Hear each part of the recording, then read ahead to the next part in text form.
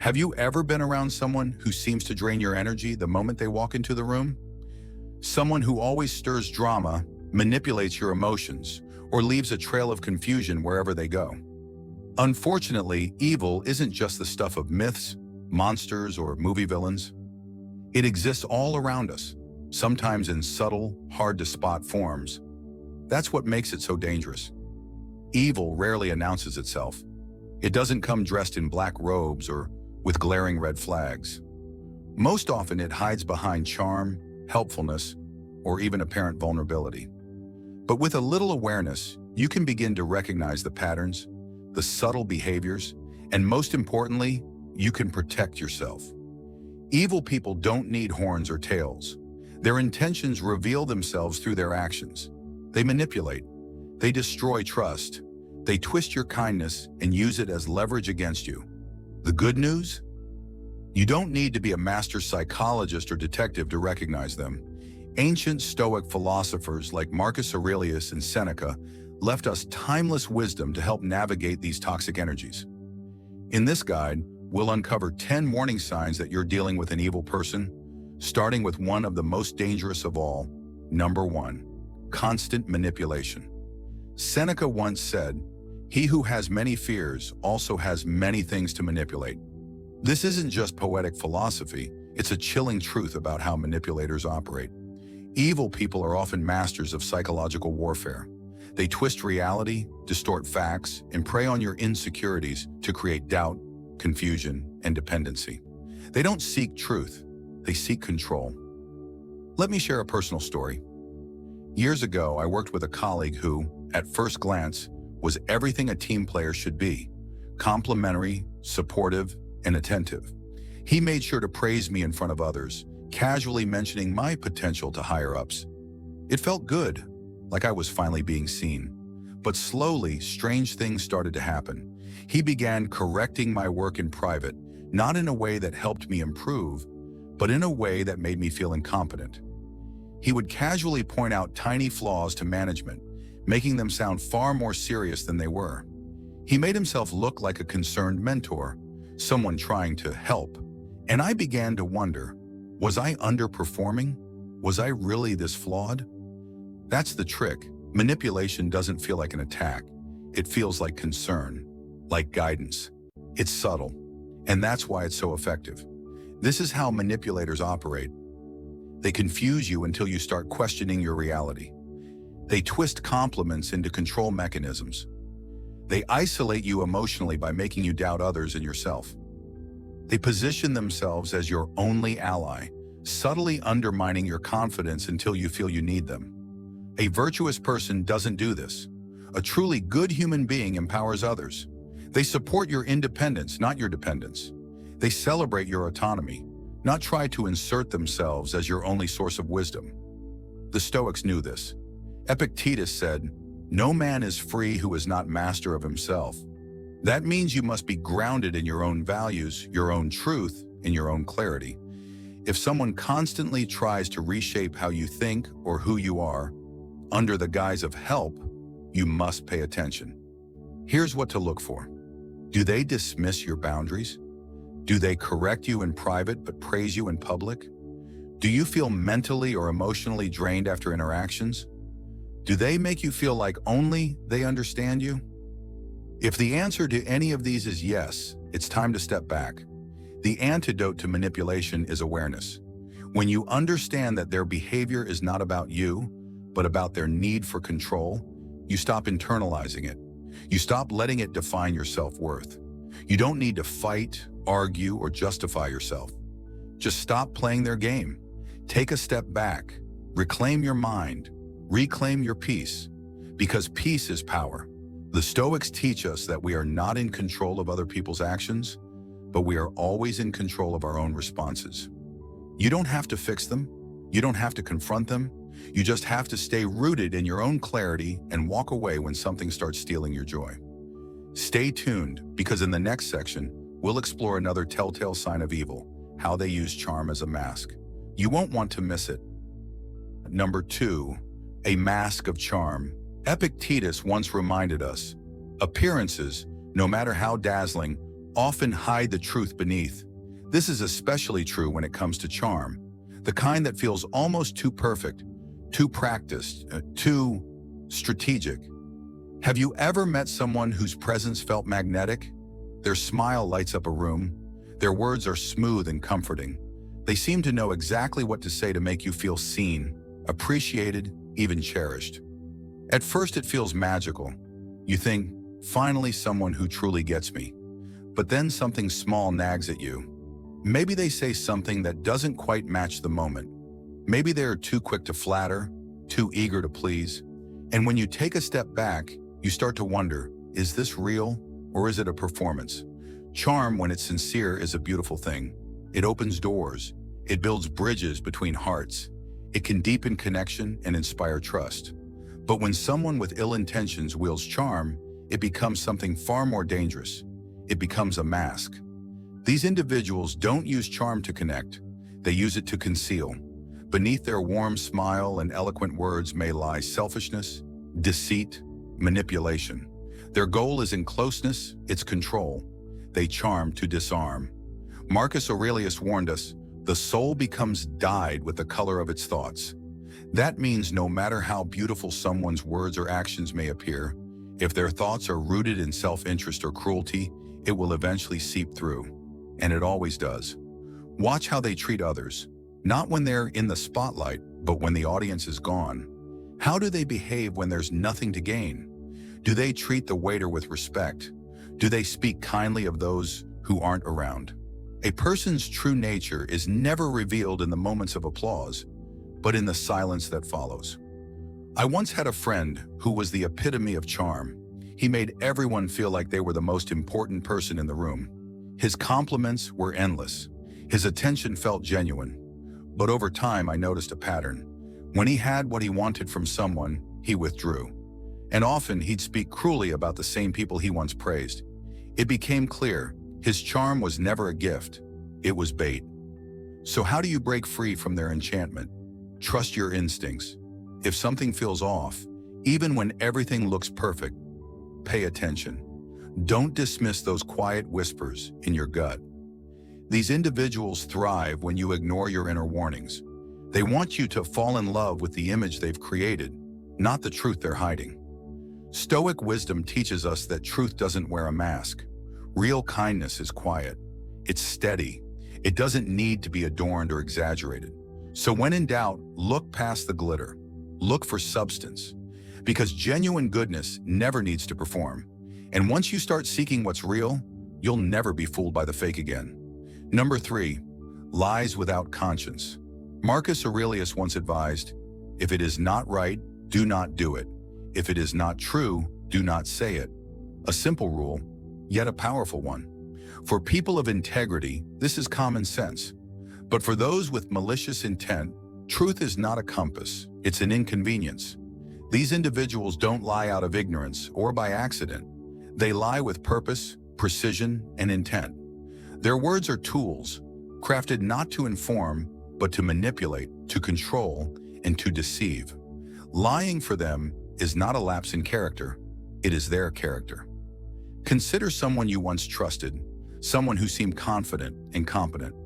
Maybe they told you about a project they led, how they single-handedly saved the day, took charge, and made everything work. You were impressed, maybe even inspired.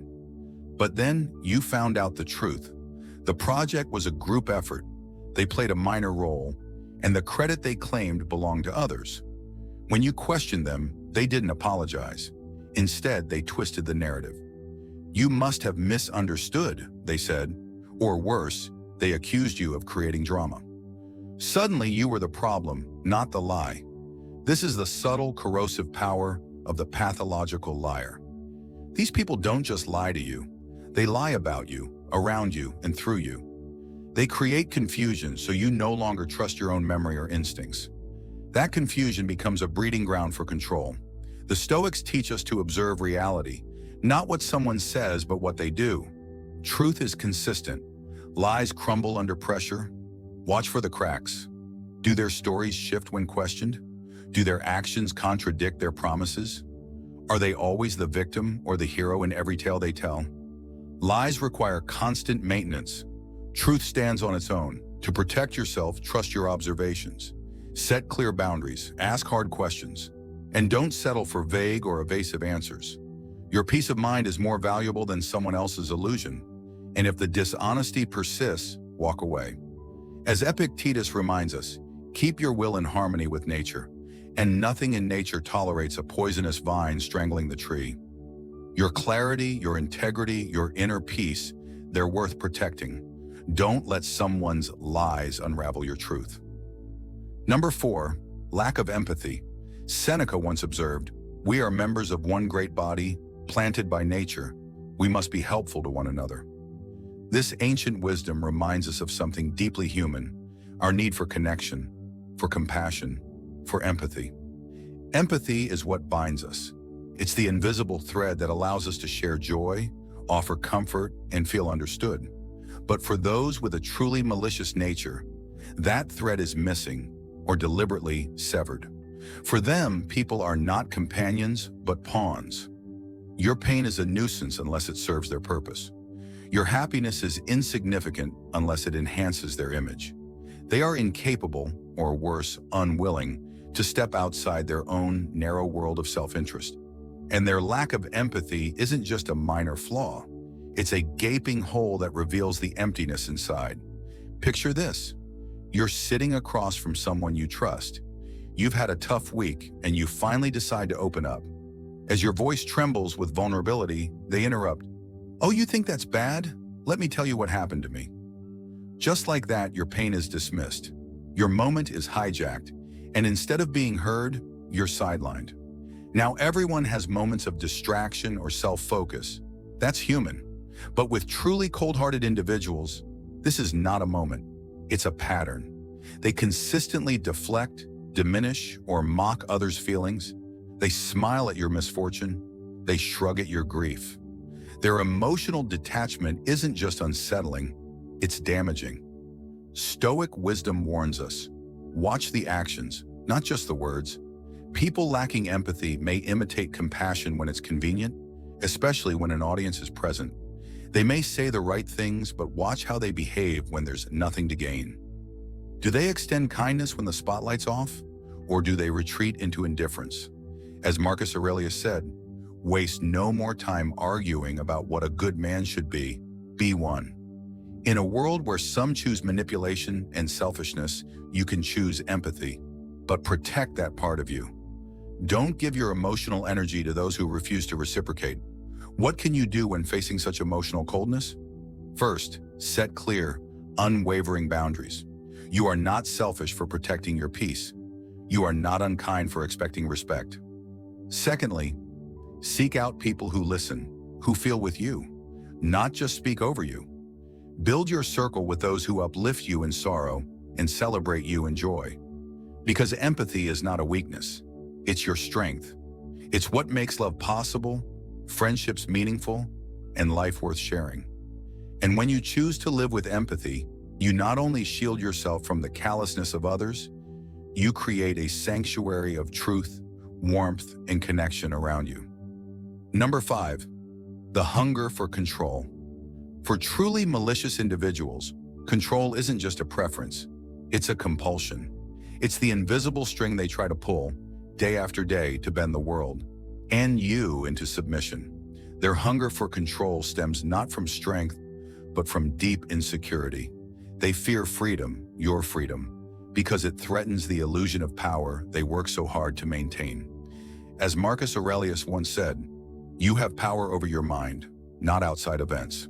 Realize this, and you will find strength. And that is the very strength these controlling individuals try to erode. Because they understand a powerful truth. When they gain control over your thoughts, they don't just influence your choices, they take over your life.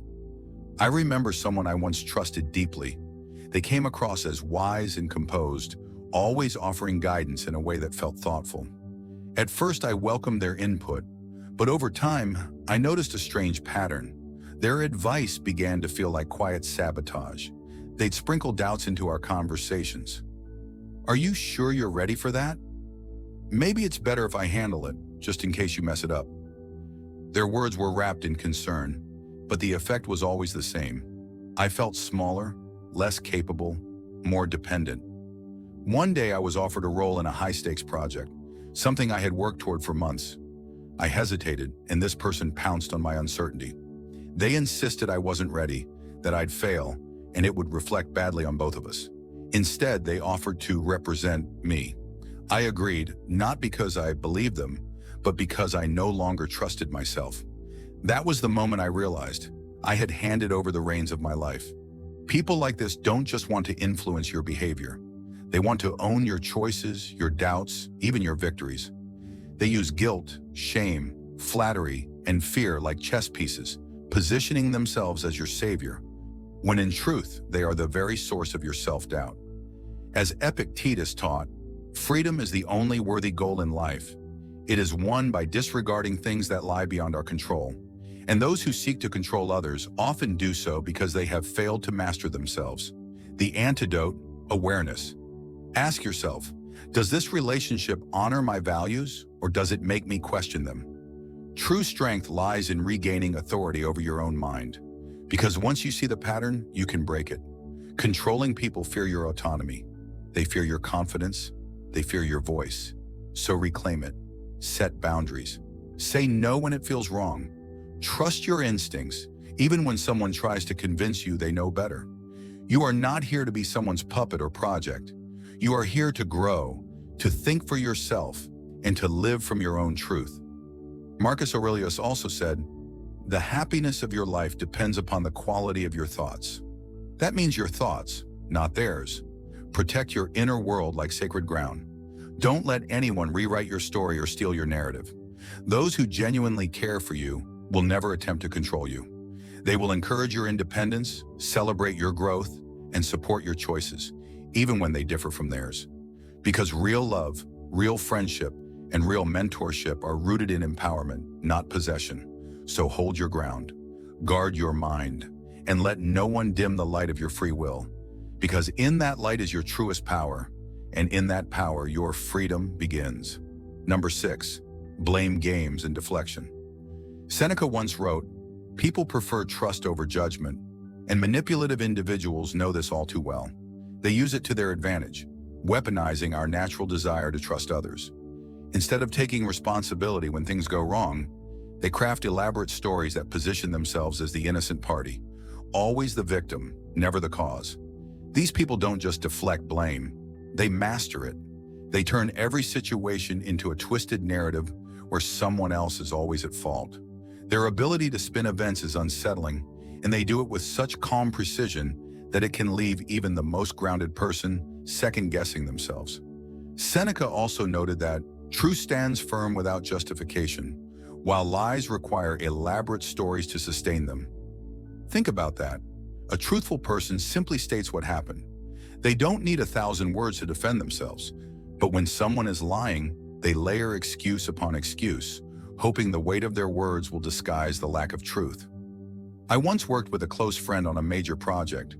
We had shared responsibilities, and early on, things went smoothly. But as deadlines approached and pressure mounted, mistakes began to surface. Instead of admitting her oversights, she quickly pointed the finger at me, gently of course, and under the guise of constructive criticism. She'd say things like, "I just think maybe your system is too scattered," or "Maybe you missed some key details here, just a suggestion." The tone was friendly, but the message stung. Over time, I began to question my competence. Was I really the one messing everything up? Eventually, I recognized the pattern. Every setback was somehow tied to me, even when I wasn't directly involved. She never accepted blame, only redirected it. That's when I realized I was being manipulated, not through shouting or aggression, but through subtle psychological games. This is how emotional manipulators operate. They exploit your trust and empathy, making you feel guilty for their errors. They distort your perception of reality until you're carrying the weight of their failures. Marcus Aurelius offers a solution. If someone is able to show me that what I think or do is not right, I will happily change, for I seek the truth. This kind of humility is the mark of a virtuous soul. When someone refuses to take accountability, it speaks volumes about their character. So what can you do? Stay grounded in facts. When blame is shifted toward you unfairly, calmly revisit what actually happened. Ask questions, hold others accountable without being aggressive. Most importantly, set boundaries. Refuse to engage in their blame games. You don't need to justify yourself against falsehoods. Integrity is your shield, and those who truly respect you will take responsibility for their actions. Protect your peace and walk away from those who refuse to own theirs. Number 7, the pleasure of pain. One of the most unsettling traits of a truly malicious individual is the pleasure they seem to derive from the suffering of others.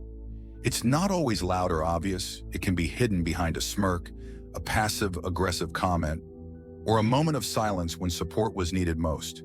Yet once you notice it, you can't unsee it. Epictetus once advised, associate with those who make you better. But these individuals don't want to help you grow. They don't want to build. They want to break. Their joy is rooted not in achievement or shared happiness, but in degradation and discomfort. It's a toxic pleasure, a cold satisfaction they feel when others stumble, falter, or fall. At first, their behavior may appear subtle, easily brushed off. A sarcastic joke when you're feeling low. A mocking laugh when someone else makes a mistake. A gleam of satisfaction when someone fails. But make no mistake, these aren't harmless quirks.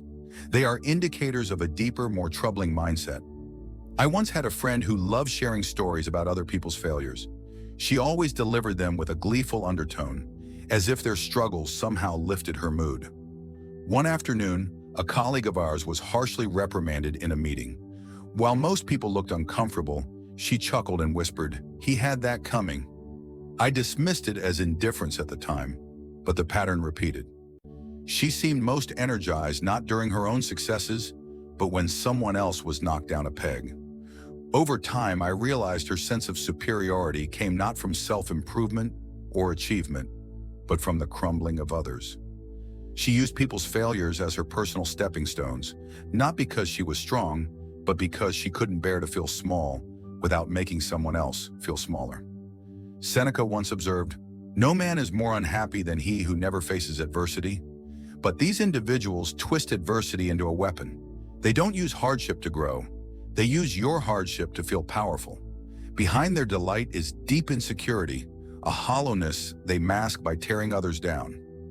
To protect yourself, Stoic wisdom reminds us to anchor in self-worth and be intentional with our associations. Pay close attention to how people respond to others' pain. Do they comfort or do they ridicule? Do they offer help or do they gossip and mock? The moment someone's joy depends on your sorrow is the moment you should step back. True friends lift you when you fall. They don't use your weakness as an opportunity to shine. Choose the company of those who celebrate your wins and stand beside you during losses. People who find joy in the success of others, not in their suffering. Because real strength is not found in dominance. It's found in compassion, in genuine happiness. It's never built on someone else's pain. Number 8, isolation as a weapon. Marcus Aurelius once said, "Human beings were made for one another. Teach them or endure them." At the heart of this Stoic wisdom lies a profound truth. Our greatest strength comes from our connections with others. We are not built to walk through life alone. Unity, shared experiences, and the support of those who care for us are not luxuries. They are necessities for a healthy, resilient life. But for malicious individuals, this natural bond between people is precisely what they seek to disrupt. One of their most subtle yet devastating tools is isolation. They understand that when you're surrounded by love and support, you're harder to control. So they begin to chip away at those connections, not with brute force, but with quiet manipulation. I once had a friend who, at first, seemed incredibly warm, thoughtful, and invested in my well-being. She'd listen closely when I talked about the people I cared about, then offer small, almost imperceptible critiques. "You know, your best friend doesn't seem to respect your time," or "I don't think your family really sees your potential like I do." At first, it felt like concern, maybe even protection, but over time, I noticed I was pulling away from the people I loved. I became more dependent on her voice, her approval, her version of the truth. It was only later that I realized how methodical her approach had been. Each subtle remark was designed to create doubt, distance, and distrust, until she stood at the center of my world, while everyone else was pushed to the sidelines. That is the power of isolation when wielded as a weapon. It severs your lifelines while convincing you it's for your own good. This is no accident. It is a calculated strategy used by toxic and controlling people. They plant seeds of insecurity, suggest hidden betrayals, and exaggerate flaws in the people closest to you. Their goal is simple. If they can isolate you, they can influence you. Once you're alone, they become your only source of validation and support, making you vulnerable to deeper levels of manipulation. But here's what they hope you never realize. True strength comes from community, not dependency. Real friends don't pull you away from others. They help you connect more deeply. They don't sow distrust. They build bridges. If you ever begin to feel emotionally distant from your family or lifelong friends, take a moment to reflect. Ask yourself, who benefits from this distance? Stoic philosophy teaches us that we thrive through cooperation, not isolation. Seneca once said, "No one can live happily who has regard for himself alone and transforms everything into a question of his own utility." Our resilience is born in belonging, in being part of something bigger than ourselves. So protect your relationships. Stay grounded in the people who love you for who you are, not what they can extract from you. And when someone tries to sever those bonds, recognize it for what it is. Not love, not care, but control in disguise. Number 9, jealousy in disguise. Envy, when hidden behind a mask of kindness, becomes one of the most dangerous forms of malice. Seneca once said, "Envy is the ulcer of the soul," and nothing erodes relationships more insidiously than envy disguised as support. What makes this trait particularly dangerous is its subtlety. An envious person won't attack you outright. They won't tell you they're threatened by your success. Instead, they'll wrap their jealousy in concern. They'll position themselves as your cheerleader, while gently tugging at the threads of your self-worth. I once had a friend who always acted deeply invested in my life. She cheered when I shared good news, clapped when I accomplished something, or so it seemed. After I completed a major project that I had poured my heart into, she congratulated me, saying, "That's great, but maybe next time push yourself a bit harder. You've got even more in you." On the surface, it sounded like encouragement, but the tone, the timing, and the delivery told a different story. Her words didn't lift me. They made me question whether what I'd done was good enough. This is how jealousy often operates, not with cruelty, but with calculated commentary designed to chip away at your confidence. Over time, you'll hear other remarks like, "You did well, but don't get too excited. Someone else did something similar and got better results," or "You're doing great, but maybe slow down a bit. Burnout is real, you know?" These aren't the words of someone invested in your growth. They're carefully chosen to sow doubt. A truly supportive friend encourages you to rise, not to shrink. An envious person, however, can't stand your light because it reminds them of their shadows, and so they try to dim it. Stoic philosophy urges us to trust our inner compass. If something feels off, even when the words are wrapped in politeness or praise, pause. Examine the source. Consider their patterns. Do they only cheer when you're struggling? Do they always have a subtle warning to add when you're thriving? The truth is, real encouragement comes from a place of abundance, not lack. People who genuinely care for you want to see you succeed, even if your success surpasses theirs. They don't feel threatened. They feel proud. To protect yourself, set boundaries. Don't allow someone to slowly erode your self-esteem under the guise of feedback. Surround yourself with people who celebrate your victories as if they were their own. People who remind you of your worth, not question it, because your light was never meant to be hidden. It was meant to shine. And those who are threatened by it were never truly rooting for you. Number 10, the unrepentant heart. There is perhaps no clearer sign of a malicious individual than an unrepentant heart. A person who refuses to acknowledge their faults, admit when they're wrong, or take responsibility for the harm they cause. Marcus Aurelius once taught, "Don't waste time debating what a good person should be. Be one." But for those with a hardened heart, this wisdom falls on deaf ears. They don't seek to improve. They seek to justify. They don't reflect, they deflect. Think about someone you may know, the kind of person who always has an excuse. When they lash out, it's because they were provoked. When they lie, it's because you wouldn't have understood the truth. When they hurt someone, it's somehow always someone else's fault. I once knew a person like this. Every time their actions were called into question, they would immediately twist the narrative. "I didn't mean it that way," they'd say, or "You're too sensitive, stop overreacting." There was never an apology, never a moment of sincere remorse. Instead, there was a constant campaign of justification and blame shifting. At first, I tried to give them the benefit of the doubt. Maybe they didn't realize how their behavior was affecting others. But over time, it became clear. They knew. They just didn't care. What makes the unrepentant heart so dangerous is that it's not just about avoiding blame, it's about avoiding growth. To them, accountability is a weakness. Admitting fault is a loss. And so they double down, no matter how much damage they cause. Their pride becomes more important than the people they hurt. Stoic philosophy teaches us that true strength lies in self-mastery. That includes mastering our ego. A Stoic seeks to learn from their mistakes, to become better with each fall, but an unrepentant person will fall, blame the ground, and accuse you of pushing them. If you're entangled with someone like this, step back and evaluate. Do they consistently dodge accountability? Do they manipulate others into thinking they're the victim?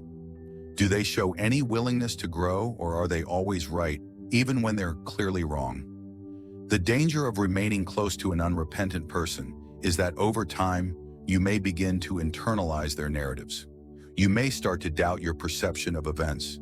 You may begin to feel responsible for their wrongs. But you are not, and you don't owe them your continued patience. Choose to invest your time and energy in people who own their mistakes, who strive to make things right, who understand that humility is not weakness, but wisdom. These are the people who make you better, who bring peace to your life rather than chaos. Marcus Aurelius once said, "The happiness of your life depends upon the quality of your thoughts." Don't let toxic individuals poison those thoughts. Protect your mind. Set boundaries. Walk away if you must. Because in the end, it's not about changing them. It's about choosing you. If you found value in these insights, let's keep the conversation going. Hit the like button, subscribe, and drop a comment saying, "I see the signs," to let others know you're walking this path of wisdom too. Protect your peace, honor your growth, and remember, the brighter your light, the more it exposes the shadows around you. Let them fear your shine.